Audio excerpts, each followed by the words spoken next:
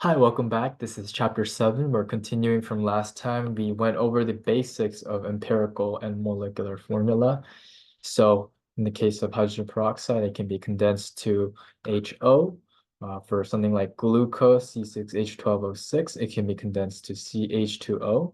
And sometimes the molecular and empirical formula have the same formula as with water and ammonia gas. So let's have some practice with when the problem gives you the percent composition of a compound, how can we figure out the empirical and molecular formula? So let's first find the empirical, I'm going to abbreviate to EMP, formula of a compound. So there's an example question containing, let's say, 85.7% carbon and 14.3% hydrogen. So if you add these up, they're obviously it adds up to 100%. So you know that it's only composed of carbon and hydrogen. And what we're looking for is the empirical formula. So the first step in doing these types of problems is first convert the percent into just grams. 85.7 grams of carbon. This is how I do it. So 85.7 grams of carbon, and you have 14.3 grams of hydrogen. So now that you have this, what we're trying to do is find the mole of carbon and the mole of hydrogen here. So what last time we learned the mole conversion. So the way you do this is just put this all over 1. And in the case for carbon, it's 12 grams for 1 mole, according to the periodic table. And here is just 1 gram of hydrogen per 1 mole of hydrogen. So if you solve this out, this will give you 7.14 moles of carbon. And this is just obviously 14.3 moles of hydrogen. Great, we have the moles. Next step, step number 2, is to divide by the lowest number. So if we compare both of these, 7.14 and 14.3, the lowest number is 7.14. So we just divide by 7.14 on both. And this will give us 1 mole of carbon. So what this is effectively is telling us, it's a ratio. So we figured out that for per 7.14 moles of carbon, there are 14.3 moles of hydrogen. It's a ratio. So if we just divide by 7.14, we can figure out the number of hydrogen per 1 mole of carbon. Then simple as that. So 14.3 divided by 7.14 gives you roughly around 2 moles, 2 moles of hydrogen. With this, you can figure out the empirical formula, CH2. This is, I'm going to abbreviate to EM, empirical, sorry, not EM, EF, empirical formula. Now, the second part of this question might ask you, find the molecular formula of this compound. But then you might think, how do you even do this? The reason you can't do this right now is because you don't know the molar mass of the actual compound. So to solve this problem, the problem has to give you the molar mass. So in this example, it's going to be the molar mass is going to be 84 grams per mole. And I'm talking about the molar mass of the molecular formula. So with this data, with this value given, it's really easy. What you do is you get the molecular mass of CH2, which is what, 12 plus 2 is 14 grams per mole. Great, then we know that if we just do 84 grams per mole divided by 14 grams per mole, it's going to give us 6. 6 times 14 is 84. So this will give us the 6. This is the factor. This is how many of these you need to make 84 grams per mole, right? So then what you do is just multiply 6 by CH2, and you get C6H12. And that is the molecular formula. Let me just write MF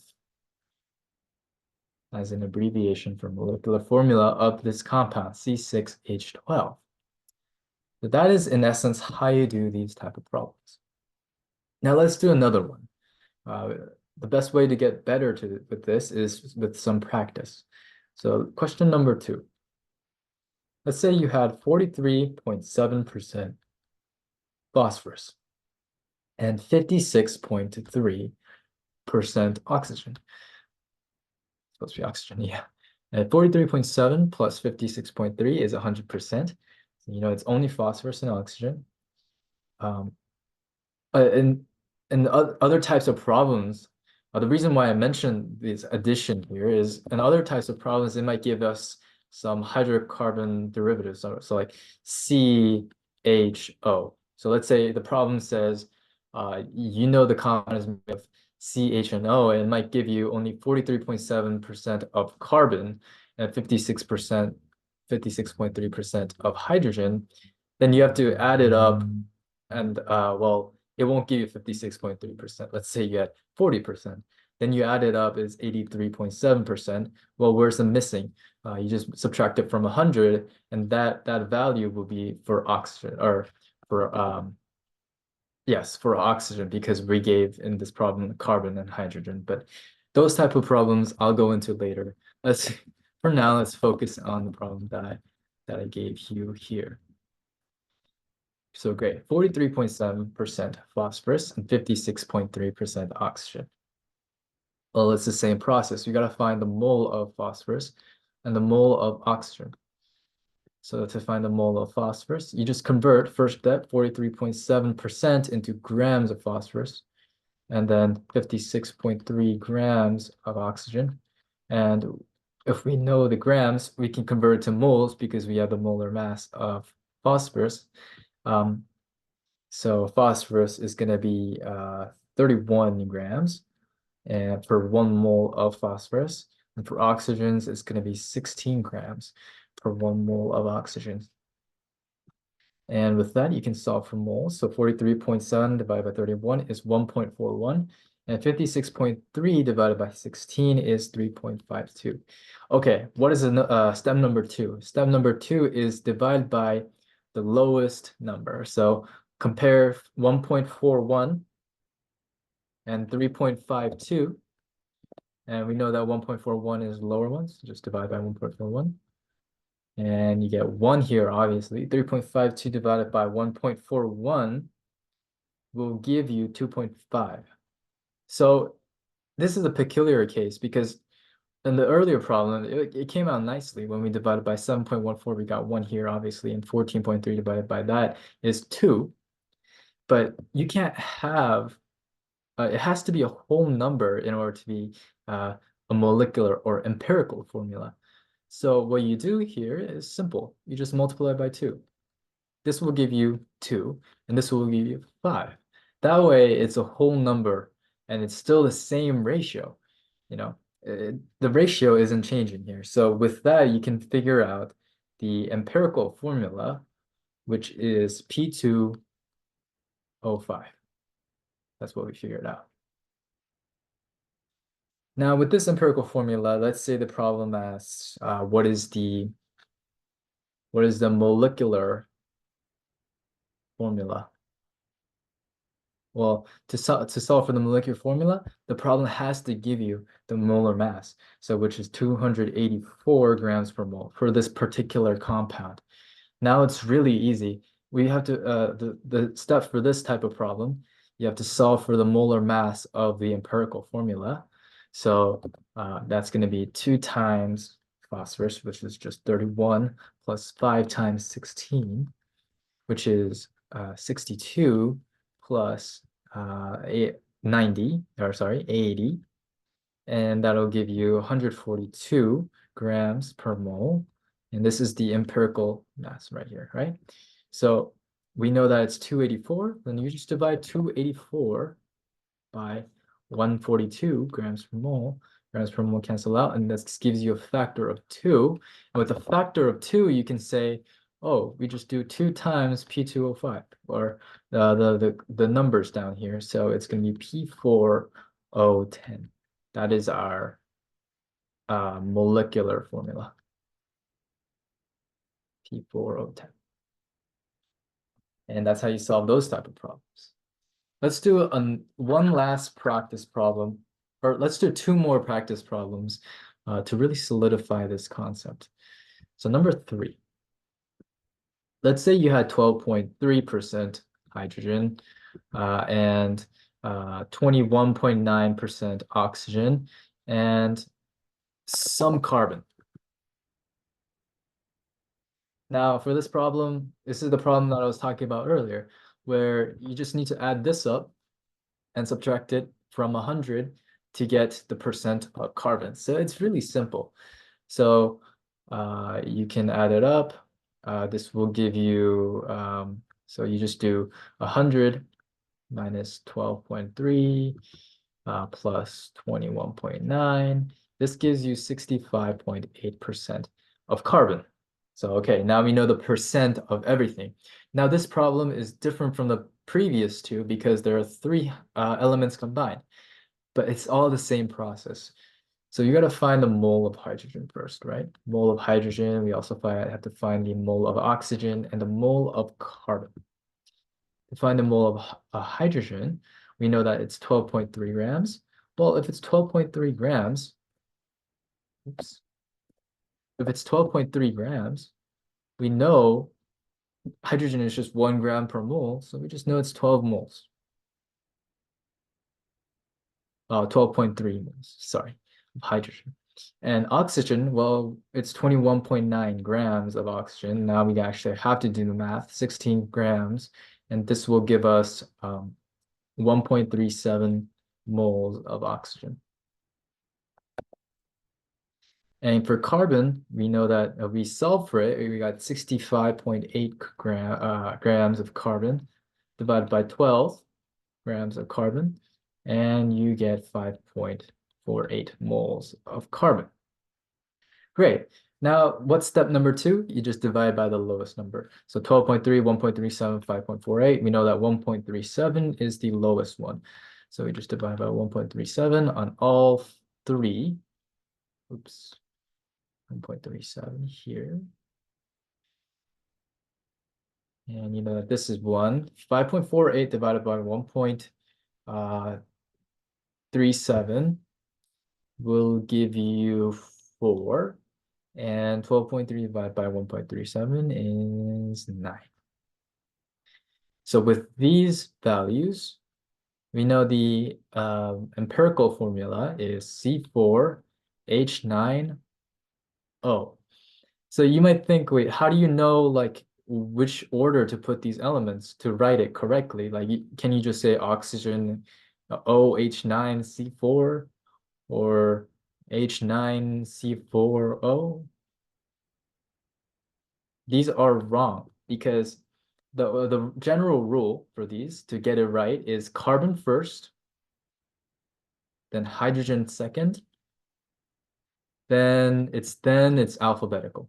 Then it's alphabetical.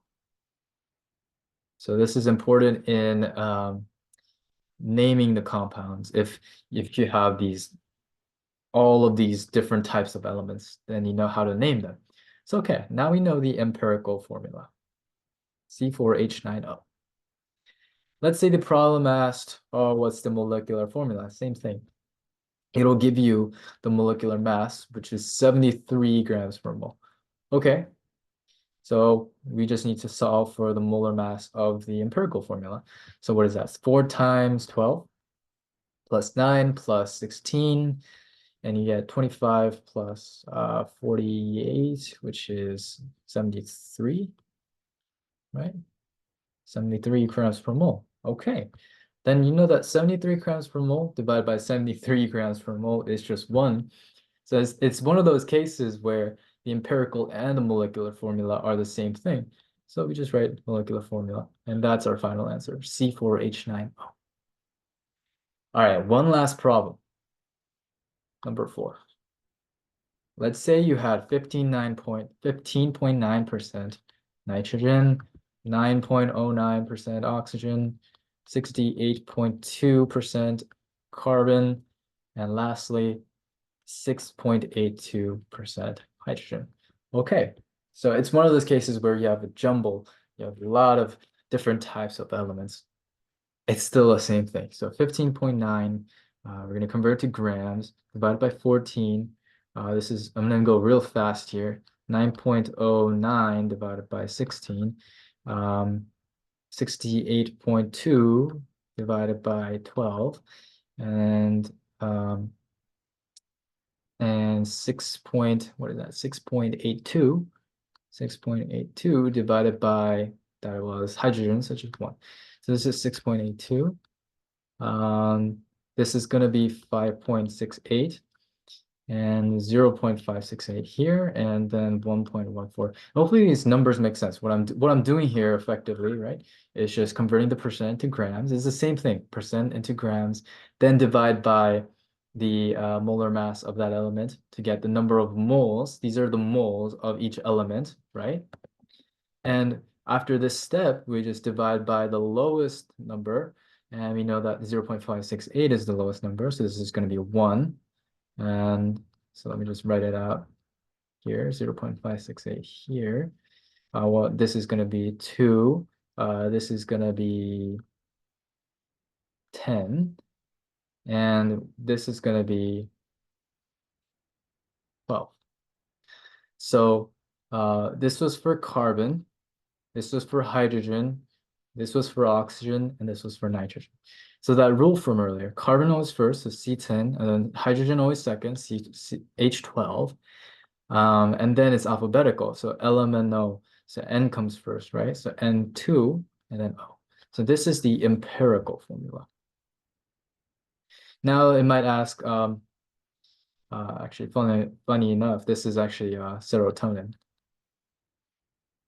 If you're into that kind of thing, if you want to memorize that. But